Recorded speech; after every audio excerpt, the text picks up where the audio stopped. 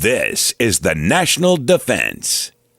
Hey, welcome back to the National Defense. It's Randy Miller, and it's a special Father's Day edition. And we have back on the program a guy that knows a lot about fathering. It's the incredible Alec Baldwin. Alec, how are you? I'm very well. I was going to say that if the number of children you have has any bearing on how good a father you are, that I'm an outstanding father. I'm a great father. You're not in the Guinness Book yet, are you? No. Okay. No, far from it. But I mean, I think I don't think there are a lot of men who. I've had 5 children since my 55th birthday. Oh my gosh! I got married, and I met my wife I was 53, and we had our first child when I was 55 in 2013. So we've had when our next child is born in September, I will have had 5 children in 7 years. I mean, that's incredible. And you know, what is Father's Day going to be like around the Baldwin estate? You got 4 kids under the age of what? My daughter Carmen is going to be 7 in August, so she'll be the oldest one. So we will have had 5 kids in 7 years. And your wife, like you mentioned, your wife is pregnant. So now, is this going to be a quarantine baby? Yeah, we're locked down pretty tight. I mean, my wife has been very, not just because of her pregnancy, although that certainly is an added factor, but we've been locked down out here on Long Island, super tight. Everybody that's in and out of the house who works with us is quarantined. Any child care we have, tutoring, so forth, we have everything. I mean, my wife is very hands-on raising the kids, but if she has to work, we obviously have people who help us, and all of them are super quarantined. It's been very tough because there were people who worked with us. Yeah. People who. Sorry, go ahead. I was just going to say, you know, and we keep hearing these stories all the time of people trying to get through the best they can, and that's a lot of responsibility. Now, what have you been like with the kids? Are you schooling? Are you helping? Are you cooking? Well, we had school for them up until Tuesday. They finished their schooling. The younger ones, you know, the online thing for little kids is not great. They're not very attentive to kind of even the most simple academia online. My older one, my daughter Carmen, she did very well online school. She was very attentive, and she was very, first grade and up. Sure. The online thing tends to work. So for me, the tutoring thing wasn't that essential because my daughter is in a full Spanish immersion program, and my wife speaks Spanish. I don't speak Spanish fluently. I can get by, but with little phrases. But my big thing is cleaning the kitchen. Yeah. My big thing is cleaning the yard. I clean the yard at the end of the day. All the toys are in the grass. My lawn guy's going to chop up a bunch of toys if we're not careful. So I have a huge responsibility to clean the pool. I have the yard, and I have the kitchen, and I have some other little modest duties. I will be honest with you. All I do is clean all day. Alec Baldwin just cleaning his house and his pool, a lot of responsibility. And it sounds, this is funny. So when we set the interview up, we set it up for the top of the hour, and Matt, your friend Matt, sent me a note and said, Alec, maybe 5 minutes late. I mean, that sounds like the son of a drill instructor. And you got into that a little bit last time we talked. Let's talk about your dad a little bit now and his military career. Right. My dad was a Marine, and he went to Parris Island. He eventually was an expert marksman with a rifle. He was a drill instructor. He was a DI at PI. And he was shot accidentally on a beach. A guy, the story we were told was that a guy closed the chamber on a .22 caliber rifle. The can fell off the rock or off the limb of the tree or whatever it was. He went over to put the can back on the spot where he was set up a little target. And then he looked at the rifle and wasn't, and just discharged the round, and it went off the ground and hit my father in the stomach. Oh, wow. My dad was shot clean through the abdomen. He had a hole clean through his body. And when we were younger, my dad, he got shot in the front and had a, kind of a snake-like scar there. And in his back, you could stick your finger in a hole. Oh, man. Oh, my like, God. Wow. Like a dent in his back. We were kids. We'd be like, all of our childhood, we were like, show us your hole, your bullet hole, Dad. Right. Your bullet hole. And he was like, enough. Right. But he was sent home, honorably discharged, shot. Wow. In the stomach, and then he went on to have a career. Well, the war was essentially over anyway. Sure, but he went over there in I guess like right on top of D-Day. He finished high school, and he was I think he was 17 in 44 and graduated high school. And D-Day was August, correct? Yeah. And he went over, and he was in Paris Island, and went home after a couple of months. But the war was over anyway because of D-Day.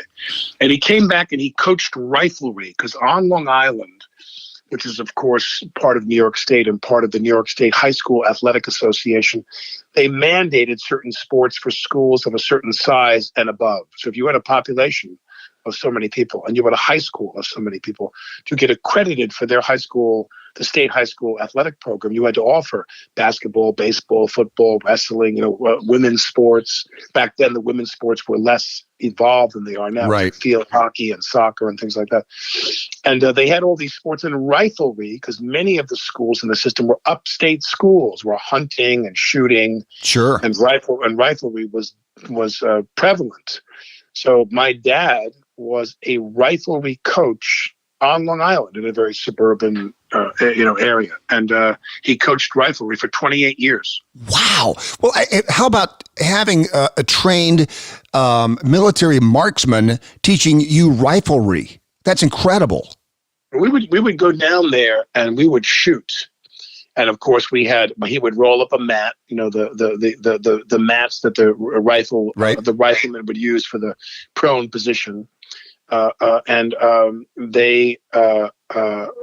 get down on the ground, and we would roll up a mat and rest the gun on the mat. We didn't hold the gun regulation style when we were kids, so sure.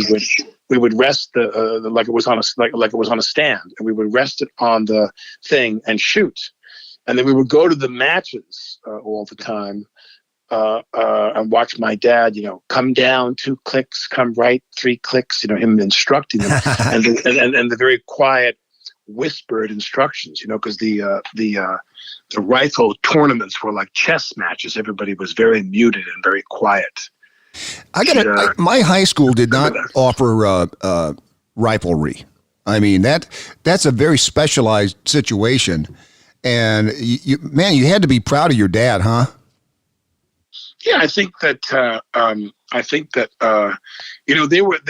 they won the New York State Championship. I know at least twice, and there might have been a third time, but I know comfortably that they won the New York State Riflery Championship twice.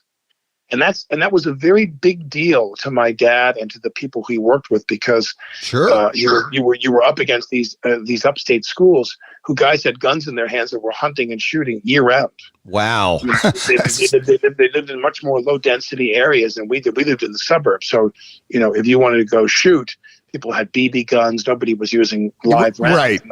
When you went far, you had to go to Pennsylvania to do that or something. Hey, we're talking to Alec Baldwin here in the National Defense. You and I have something in common as a kid, Alec.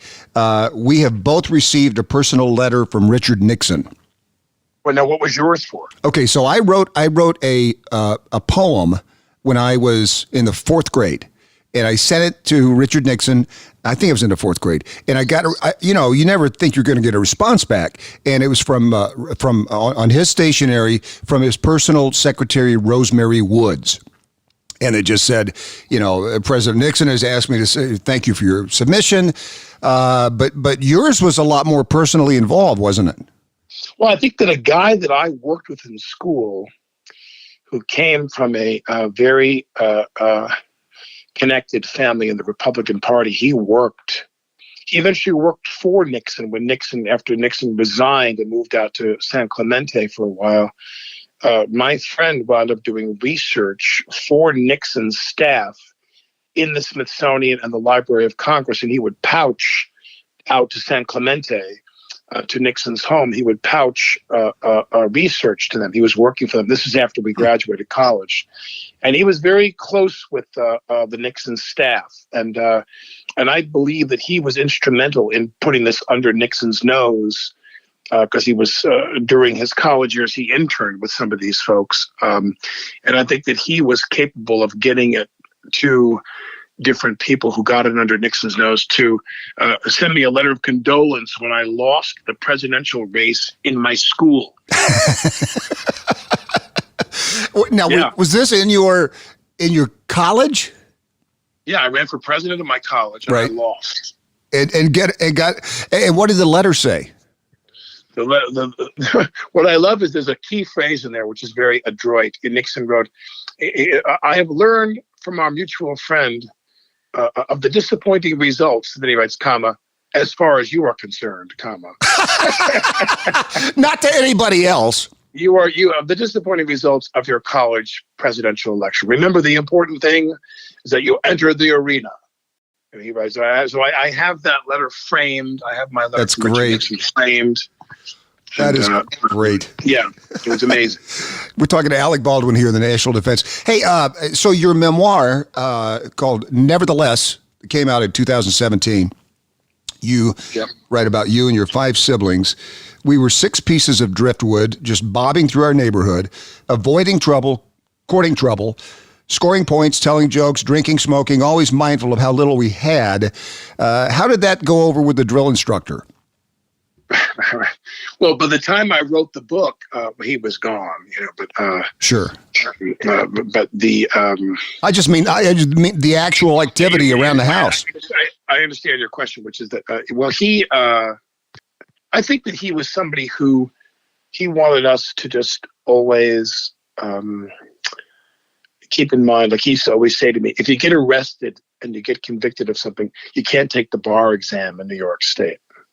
I wanted to go to law school back then. And he was always very mindful to lay out the rules of the game. The ramifications.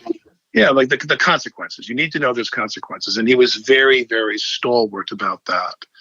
And he knew that he didn't, most of my friends, their parents didn't have as many children. They didn't have as much, they had more resources. And so they could manipulate their kids by withholding things from them. If you don't do this or you do this, you can't take the boat out this weekend with your friends or what have you. Right. And so we, my dad, I was always joked, my dad only had the fear program. He only had the fear program, which was if you don't do what I tell you to do, you're going to be in a world of pain. Right. Yeah. My dad had that same program. Yeah. Exactly. Yeah. So he was just very, stern, but I look back and I realize he really had no choice, Yeah, with 6 kids. Was your dad funny? I mean, did he have a good sense of humor and tell jokes? And yeah, well, I wouldn't go that far. I mean, he had a good sense of humor. See, my dad was always referred to by my friends as the Great Stone Face. Was he? Yeah, I mean, they would try out all of their best material on Dad, and if you got a smile, you did pretty good. Yeah, he was a pretty he was a guy that I think you turn around and you got 6 kids. And it's kind of wonderful. I mean, I have a lot of kids, and it's kind of wonderful. And then you turn around and those kids grow up. And when they're young, that's one set of circumstances. You want to keep them safe, and you want to make sure they don't choke on they don't choke on what they're eating. And you're watching the child, the infant child, the baby, the young child, in the swimming pool. It's a certain set of things, and then after that, it only gets harder. Yeah, right. Yeah, then you got to start really paying attention. Saving your kid from drowning is easy. Right. I shouldn't say it's easy, but it's because obviously other people have had. But still, I'm just saying. For me, it's like, but as they get older and they start giving you that look, like once you go away, right. Yeah, right. Your kids want you around them all the time. You know what I mean? And then they don't. And then they don't. Yeah, they want you around all the time, then they don't. So it's it's tricky. So Jack Donaghy, the cast of 30 Rock is getting back together, huh? Yeah, we're going to do the show, I guess, next a week from Monday. Not this coming Monday, but the Monday after I shoot my portion. And I think that they're taking the program and using it for the upfronts, a kind of digital upfronts, or some kind of presentation for marketing or sales purposes. I don't really know the specifics. I don't even know what the upfronts, if they really even have that anymore. They have a variation of that, something sales related, and then they're going to broadcast it. Apparently, they're going to put it online or how cool stream it. So yeah, it's I mean, the script is really funny. It's really man, that's so cool. I mean, people have wanted that for such a long time. Such a great show, great cast. And man, I cannot wait for that. And by the way, just talking about your work just a little bit, Alec, I just watched The Departed again last night. What a great movie! I mean, if people have not seen that movie in a while, what a great movie and a phenomenal cast. What was that like working with Nicholson? Well, I didn't have any scenes with him in the movie. It's like when I did Glengarry, I didn't have any scenes with Al. Right. I didn't have any scenes with Nicholson, who I've met many times, and I've had a wonderful time hanging out with him. And he's, we're kind of pals in the summertime. He comes out here and stays with friends and comes for like a week or two and brings his son and his daughter. And, they come and visit out here on Long Island. And he's got a lot of friends out here that he will come and visit. And it's always those people who I worshipped when I was growing up. Sure. I have a lot of people that I admire that are peers of mine, but nothing like when I met Jack or Al or De Niro or Warren Beatty or I met Kirk Douglas once at an event, and these are guys like my mouth is on the floor. They're the ones I grew up loving. So, Nicholson is, he's one of the few people. I mean, I don't think there's anybody other than Spencer Tracy, maybe, who had so many successful films, creatively speaking, where the force of his performance is what made the film. It's not about guns and cars and special effects and spaceships and so forth. It's Nicholson is somebody who made so many great films. Chinatown. Oh yeah. Yeah, Cuckoo's Nest and Postman, the remake of Postman. There's so many great films of Nicholson's. I could go on and on, but so when I see him, I'm always I become like a bit of a silly fan. You know what I mean? That's what we had Tom Hanks on the show, and I asked him about working with Paul Newman. Same kind of thing, where he just couldn't speak for a while. And, I met Newman. Many times when I was doing work to support the cancer camp up in Connecticut, the original one, and then the foundation, which was the umbrella for all the camps. I think they have 11 camps or something now around the world. And it's like the Hole in the Wall gang. Is that right? The Hole in the Wall gang camp for kids who come there who were cancer victims. And Newman and Joanne. I mean, he was one of a kind because beyond building this machine to make money for charity, which is given. The camps are self-sustaining. The camps do not sit back and just pump the money from the food company. The camps get very little money from the food company, actually. But the food company and Newman's Own, to have done that, it's almost mind-blowing. It is. You look at Redford, and he built Sundance as a great a learning institution. There's a lot of exciting film programming there, but it's also a lot of developmental work for young people in the business. And Redford and his colleagues built that from nothing, which is just kind of mind blowing. How significant it's become in the business. And the same with Paul. I mean, Paul was somebody, when you were around him, he was a very, very, very rare guy. He was very rare. He was lovely. Yeah, he came to Kansas City for Mr. and Mrs. Bridges, and our radio station had a chance to play softball against him and his crew, and it was just he was just cool. I mean, that's about the only word I can use, because every time you saw him doing anything, catching a ball, he just had that cool about him. We're talking to Alec Baldwin here on the National Defense. Alec, I don't know if you remember this, but the last time you were on the show as the host of the match game, we played the match game, and you didn't do well. Right. Well, in your opinion, I must say. Well, it's more. Let's be very honest. I think it's more factual than that, but I wanted to give you another chance, if you don't mind. That's very kind of you. That's very kind. It's all right. That's why we're here. So just obviously, as you know, correct word or phrase, sponge blank. Sponge Bob. Sponge bath is what we were going for. Sure, of course you were. Yeah, of course, yeah. That's okay. Here we go.